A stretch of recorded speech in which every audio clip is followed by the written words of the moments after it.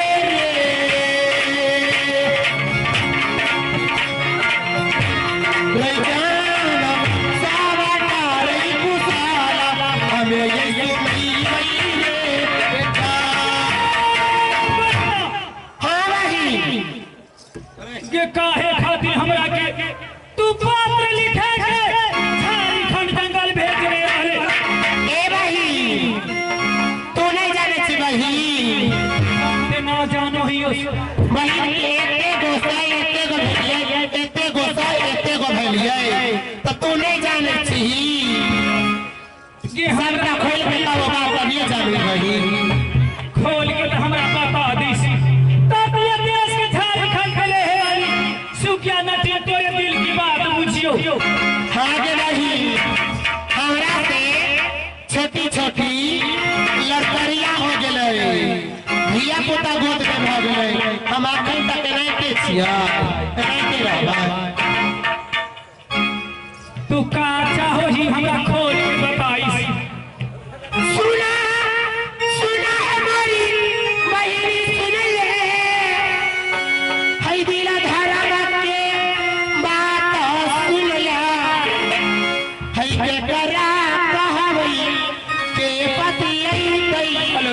है जकरा कहबै से लगियै है कहल बिना रहल नहीं जाय छै सुना सुना भाई गए सुनल सुना गली बहनिया रे सुनले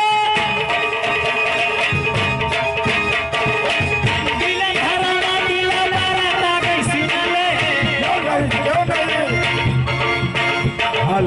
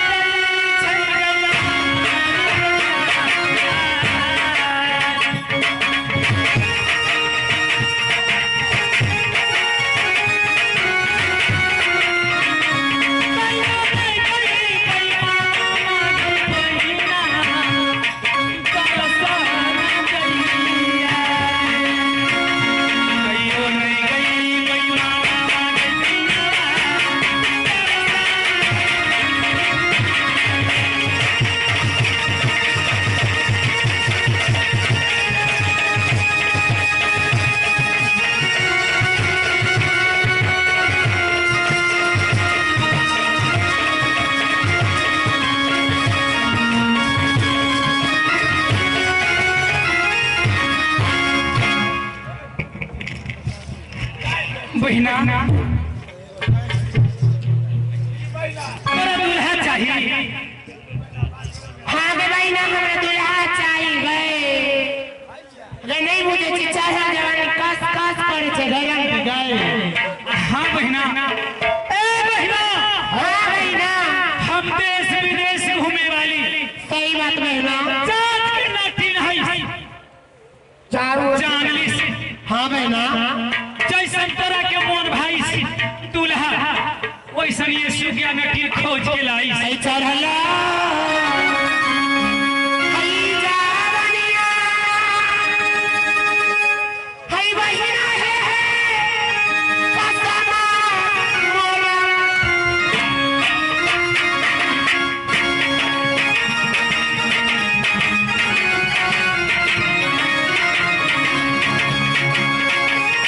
हई जान हई कसमा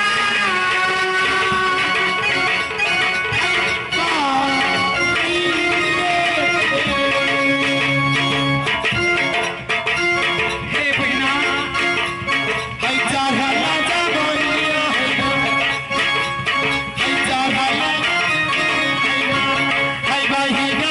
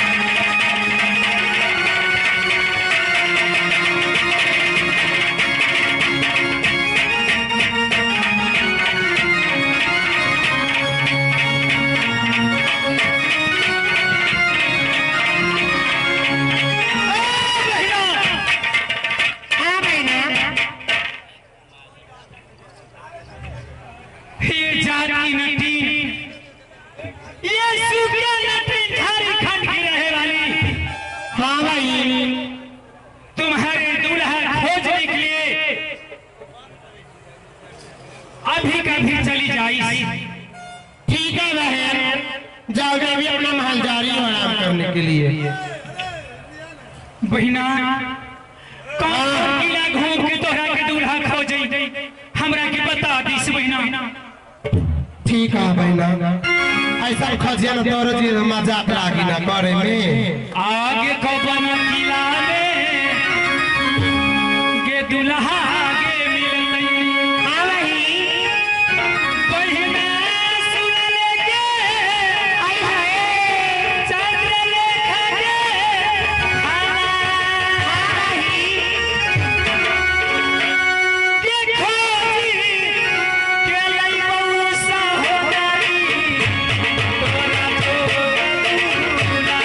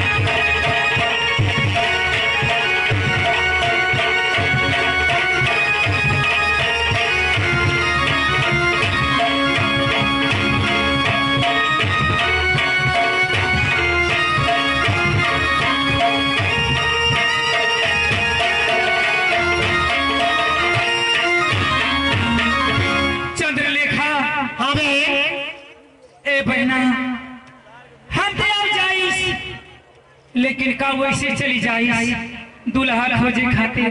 हाँ बे ये काम तो करना पड़ेगा आपको दीदी। ए बहिना, हाँ दीदी। तोरा के ना हो मालूम, हम माया के एगो भैंसा बनावत हई। माया का भैंसा? हाँ, जादू से ठीक है भाई। आ वो भैंसा पर जानो ही का करिस? का करिस? ये 51,000 रुपया ये भैंसा नाथन के। हाँ रे ये भैंसा के नाथ दी है 51 किला में, उसका 51,000 रुपया इनाम। हाँ बे। हाँ दीदी। और चंद्रलेखा के साथ शादी। हाँ दीदी। हाँ दीदी ठीक हो ना? ठीक है दीदी। तमाया के भैंसा बनाइयो। ठीक है बहन बना। सीमा आगे ही जी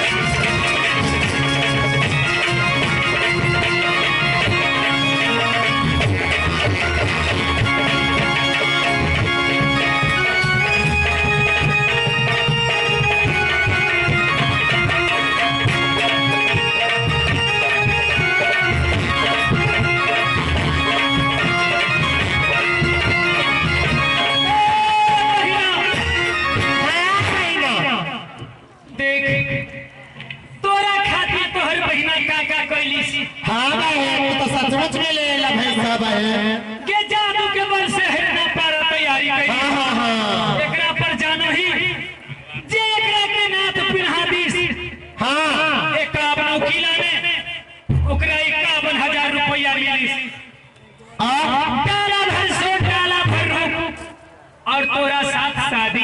हाँ भैया नीमन खोजिए बुढ़वा में खोज दे। एकरा के खोज ली चाम